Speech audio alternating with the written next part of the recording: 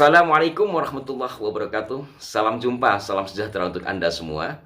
Para pemirsa Arah 9 Channel, edisi kali ini kami akan mengulas tentang sejak kapan kaum muslimat, khususnya di Nahdlatul Ulama, mendapat kesempatan untuk menyampaikan pendapatnya di depan umum dan boleh berceramah. Hal ini penting untuk kita ketahui bersama karena pertama berkaitan dengan hukum fikih atau syariat, kedua berkaitan pula dengan peradaban atau perkembangan peradaban yang ada di negeri ini bahkan juga di dunia. Umum kita ketahui termasuk ketika saya dulu masih nyantri bahwa suara perempuan itu adalah aurat. Yang namanya aurat tentu tidak boleh dilihat apabila fisiknya, tapi kalau suara berarti tidak boleh didengar. Padahal Indonesia atau Nusantara pernah memiliki seorang ratu atau raja perempuan yang dikenal yaitu Ratu Sima di Kalingga. Kemudian yang paling juga dikenal Ratu Majapahit yaitu Tribhuwana Tunggadewi. Di era Islam kita mengenal seorang pahlawan perempuan dari Aceh yaitu Cut Nyak. Kemudian juga ada Tengku Malahayati yang memimpin pasukan 2000 jandanya pahlawan yang dikenal dengan istilah Inung Bale.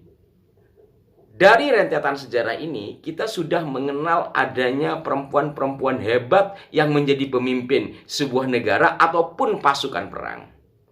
Namun, hukum adalah tetap hukum. Maka, untuk membolehkan perempuan tampil ke depan, untuk membolehkan suara perempuan diperdengarkan, tentu butuh konsensus para ulama.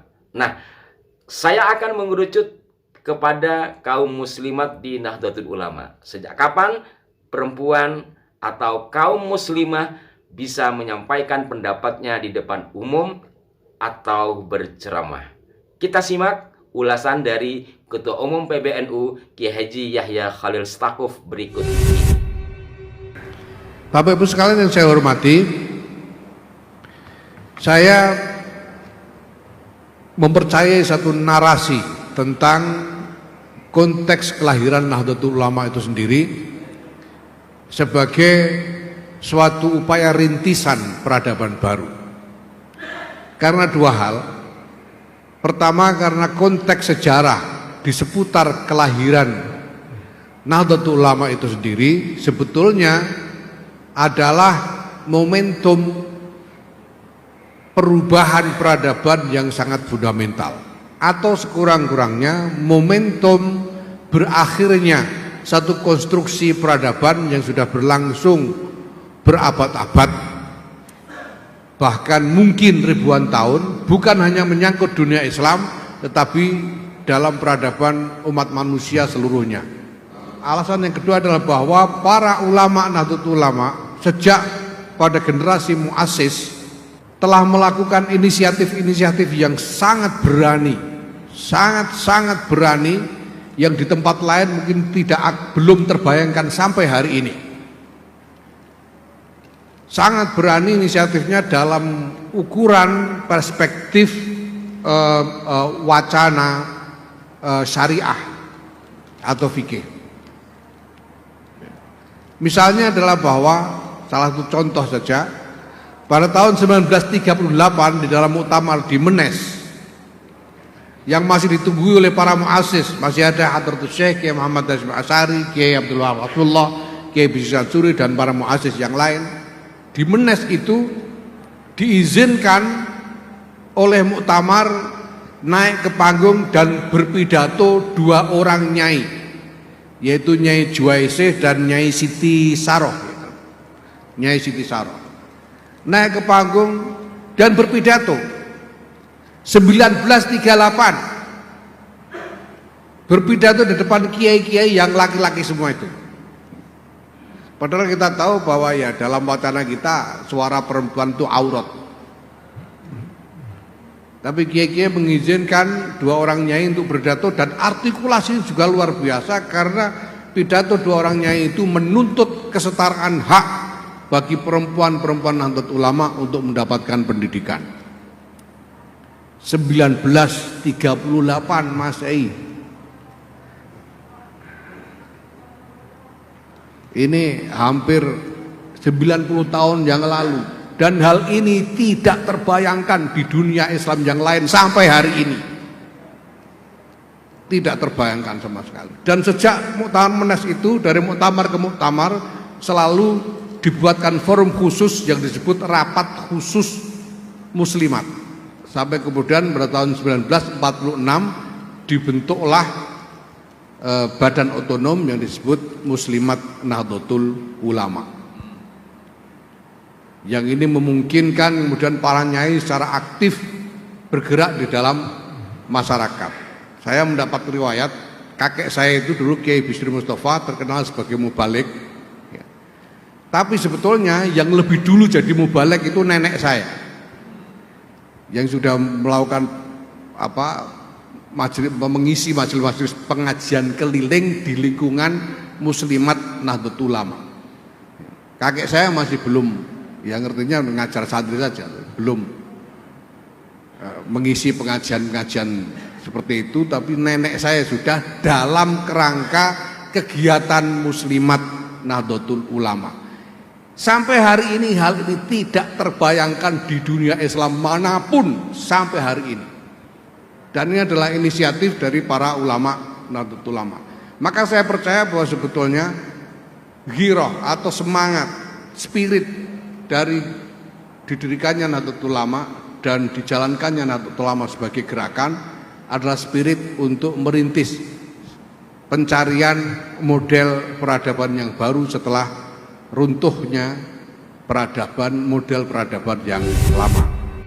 Demikian para pemirsa sekalian, ulasan dari Kiai Haji Yahya Khalil Stakuf atau yang akrab disapa Gus Yahya selaku Ketua Umum PBNU yang disampaikan dalam acara Halaqah seri pertama di Pondok Pesantren Krapia Yogyakarta pada Agustus 2022 yang lalu. Sebuah halaqah yang insya Allah akan digelar secara bergulir hingga 2023 nanti dengan mengusung tema utama fikih peradaban.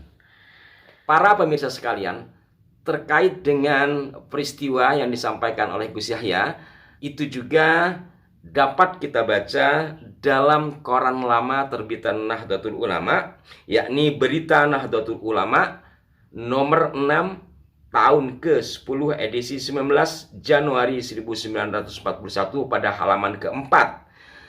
Berita Nahdlatul Ulama melaporkan tentang tampilnya kaum perempuan pada muktamar tersebut.